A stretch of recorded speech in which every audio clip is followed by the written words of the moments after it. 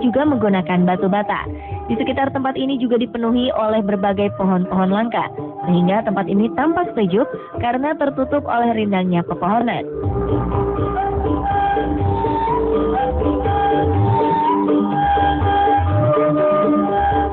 Komplek Makam Sultan Agung mulai buka sejak pukul 8 hingga 16 dan malam hari mulai pukul 20. Pintu utama Makam Sultan Agung selalu tertutup dan dijaga 24 jam penuh oleh para abdi dalam. Untuk memasuki komplek makam, baik Makam Sultan Agung maupun Kesultanan dan Kasunanan, peziarah harus mengenakan pakaian adat Jawa, baik gaya Yogyakarta atau Surakarta. Anda tak perlu pusing dengan peraturan ini. Di sini, warga atau pemilik warung makan akan menyewakan pakaian adat sebagai salah satu syarat utama masuk makam. Terletak di Kecamatan Bayat, tepatnya di Kelurahan Paseban, Bayat, Klaten, terdapat makam Sunan Bayat. Tepatnya 15 km sebelah tenggara dari pusat kota Klaten. Makam ini memiliki berbagai sebutan, antara lain makam Sunan Pandan Arang atau Sunan Tembayat. Tak sulit untuk menuju ke lokasi, karena jalan sudah mulus dan dapat dijangkau dengan ragam kendaraan. Sunan Bayat yang dahulu dikenal sebagai Ki Ageng Pandan Arang, semasa hidupnya sangat terkait dengan sejarah kota Semarang dan penyebaran agama Islam di Jawa pada abad 16. Makam Sunan Bayat memiliki desain arsitektur gerbang gapura Majapahit. Komplek pemakaman memiliki 7 gapura atau 7 pintu. Gapura pertama bernama Gapura Segara Muncar. Selanjutnya ada Gapura Dudo, Gapura Pangrantungan, Gapura Panemut, Gapura Pamuncar, Gapura Bale Kencur, dan Gapura Proboyekto. Menurut riwayat, kompleks pemakaman Sunan Bayat dibangun oleh Raja Besar Mataram, Sultan Agung.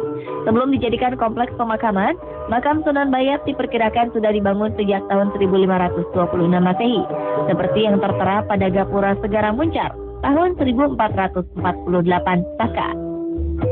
Mulai dibangunnya gapura itu berarti kawasan sini itu sudah menjadi tempat berziarah.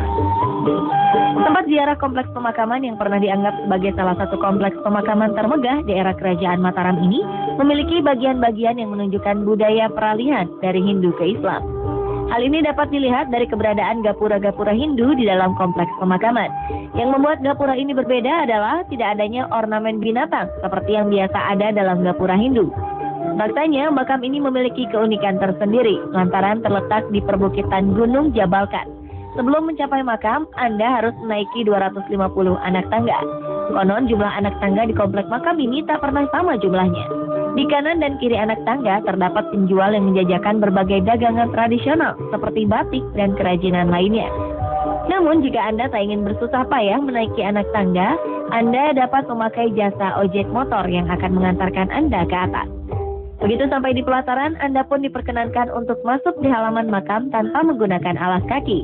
Di pintu masuk utama ini terdapat sebuah masjid tua, lengkap dengan beduk yang juga sudah berusia ratusan tahun.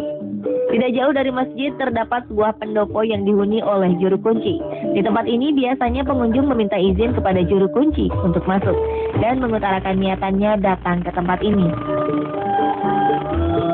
Setelah itu, perjalanan dilanjutkan dengan menelusuri jalan yang di sekitarnya terdapat ratusan makam para pengikut dari Sunan Panandaran dan para kerabat.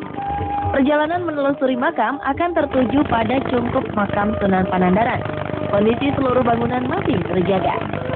Di depan pintu masuk terdapat 2 gentong tua. Gentong ini diyakini peninggalan asli Sunan Pandanaran ketika ia masih hidup. Kedua gentong ini berfungsi untuk tempat bersuci pengunjung sebelum masuk ke areal makam. Pengunjung dapat langsung masuk ke dalam bangunan utama yang terdapat di puncak bukit. Di dalam bangunan inilah Sunan Bayat dimakamkan. Makam Sunan Bayat terdapat di tengah bangunan, tersembunyi dalam bilik kayu berbentuk persegi.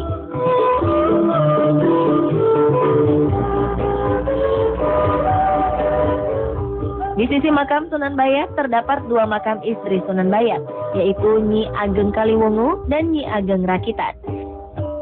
Sementara bagian dalam di depan pintu masuk bangunan utama terdapat beberapa makam sahabat-sahabat Sunan Bayat. Di sini juga bersemayam istri dan keluarga dan pengikut terdekatnya. Di dalam komplek makam Sunan Bayat terdapat makam sahabat, yakni makam Dampu Awang. Dampu Awang dipercaya sebagai ahli perekonomian. Makam Dampu Awang tampak berbeda dengan makam lain, lantaran ukuran panjangnya yang tak biasa. Sebuah tradisi unik kerap dilakukan oleh para peziarah. Konon, siapapun yang dapat menyentuh dua batu nisan makam Dampu Awang masing-masing di bagian ujung dengan membentangkan tangannya, maka keinginannya akan terkabul.